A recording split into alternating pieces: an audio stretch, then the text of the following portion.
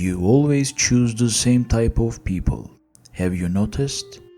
Different faces, different names, different stories. But somewhere it's always the same thing. Someone who needs help. Someone waiting to be saved. And you, consciously or not, find yourself drawn to that person. This is not a coincidence. It may be what makes you a good person. But this tendency comes from much earlier in your life. Being the savior, appearing strong, looks good from the outside.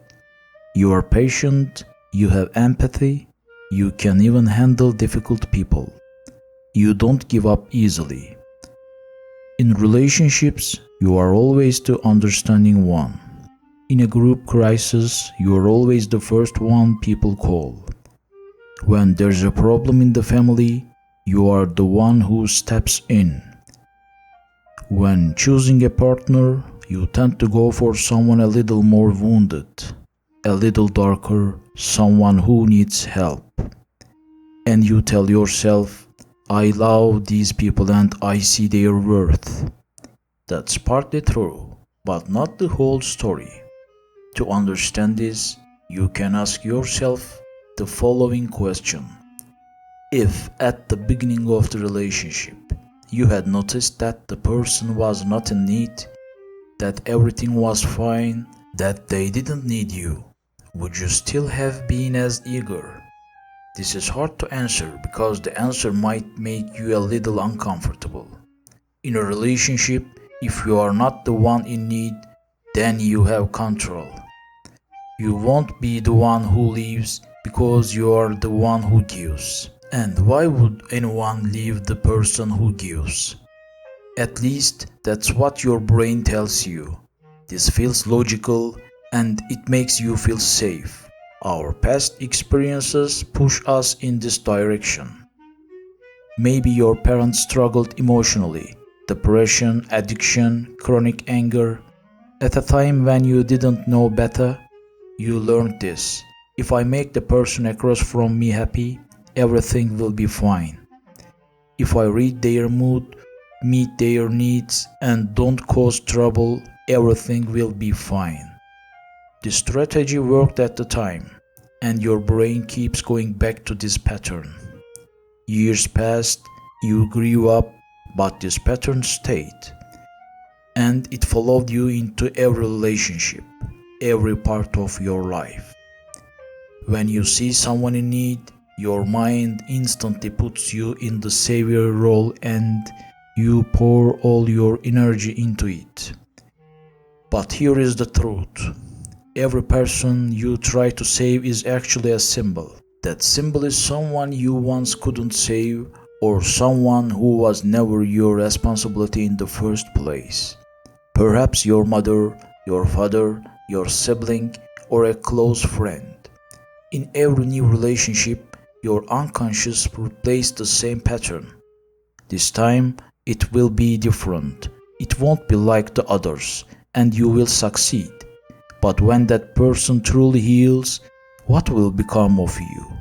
There is usually a hidden hope behind this role. You think, if I save them, they will save me too.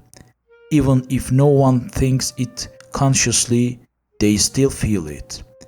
If the person across from you heals, they will turn and look at you, they will see you, they will say, where would I be without you?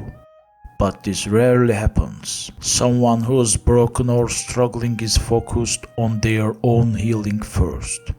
And as they heal, they often become the one who leaves. Sometimes they don't heal and you run out of energy to give. Either way, nothing really changes for you. You are left unseen and exhausted. One of the biggest problems with caretaker personalities is this: they have great difficulty expressing their own needs. The dynamic of the relationship doesn't allow it, because you appear as the strong side. Being tired, needing support, these things don't fit this role, and the other person may distance themselves from you in the situation. So you choose the safest path. You stay silent and keep on giving. You bottle up your needs. Over time, this starts to show up in different ways. Sometimes it comes as a fatigue that cannot be explained, one that doesn't go away no matter how much you sleep or rest. Sometimes it becomes an anger that suddenly explodes in relationships, an anger that erupts disproportionately even over the smallest thing. Or you slowly become indifferent. Your emotions fade, you start to feel nothing. It's not just physical, it wears down your sense of self. While playing the role of the savior for years, you ignored your true needs, your feelings, and your boundaries. You never asked yourself, who am I and what do I want? You became someone who heals others, someone who rushes to their aid. So, what do you do when there is no one to heal? In a relationship where no one needs your help, an equal relationship, one where both sides are strong, can express their needs, and both carry each other, is very foreign to you. Even if it sounds beautiful, it seems very far away to you. Just because of this, sometimes a balanced and healthy person doesn't attract you. Even if they do, you lose that attraction very easily. In an environment without crisis, tension or need, love itself starts to be questioned. You can't even tell if you love them or not. And yet, for the first time, you are in a healthy relationship. But because it is not a familiar relationship, it doesn't feel real. Now, let's think about the opposite. Have you ever truly been in a relationship where someone took care of you? Where they asked about you, carried you, took care of your needs? What did you feel in that relationship? Did you feel discomfort, a sense of guilt, or the suspicion? Why is this person treating me well? Do they want something? Or the thought, do I deserve this? If you have always taken on the role of the savior, if you have always been the one who helps and gives, receiving help feels very difficult.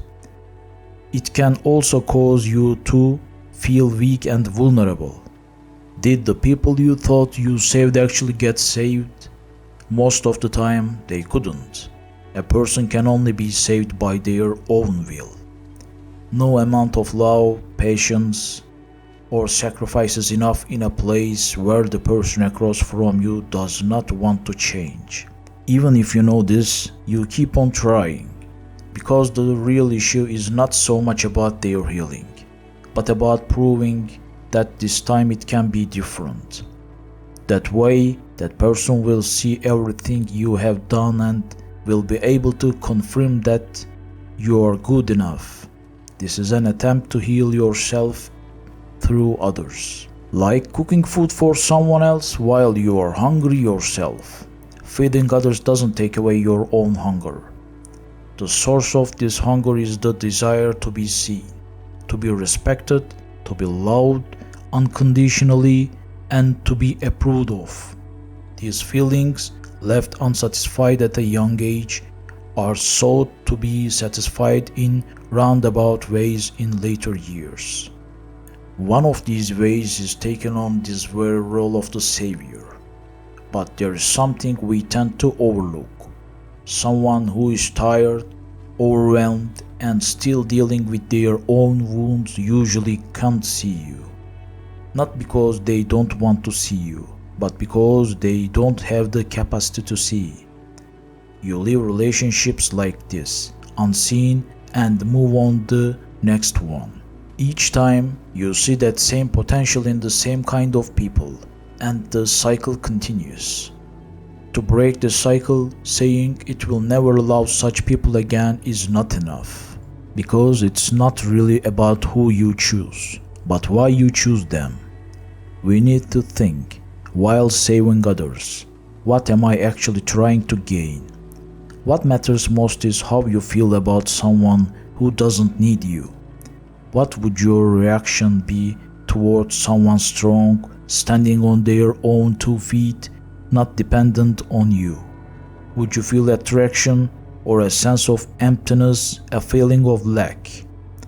This feeling of emptiness is the absence of the dynamic you are addicted to. Without the dynamic, you are forced to rediscover who you are. This is what it takes to be truly free. Yes, helping people is beautiful, but this must be a choice, and you should only do it when it truly comes from within. You should not feel obligated, and you should not expect anything in return. For a healthy relationship, there needs to be balance. You must allow the other person to help you as much as you help them. This is how you move beyond the need for approval and validation from others. When everything is equal, happiness and freedom follow.